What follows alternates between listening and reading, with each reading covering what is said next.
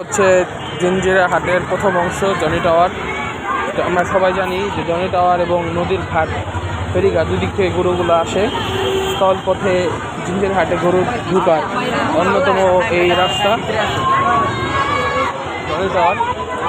Johnny tower এখান থেকে আমরা গরু দেখতে পাচ্ছি যে ট্রাক ভর্তি গরু নামছে এবং নামার অপেক্ষায় আছে। কিছু গরু এখানে বাধা আছে দেখতে পাচ্ছি, গরু নামার অপেক্ষায়। এক ট্রাক গরু বিভিন্ন দেশের বিভিন্ন প্রান্ত থেকে এখানে গরুগুলো আসে। কুষ্টিয়া, সাধারণত কুষ্টিয়া, গাইবান্ধা, ফরিদপুর জেলার গরুগুলো এখানে বেশি আসে। কিছু ট্রাক গরু নামিয়ে এখানে অবস্থান করছে। আমি দেখতেছি জনতার ঢল, মানুষ এখানে গরুর আগ্রহে আসছে।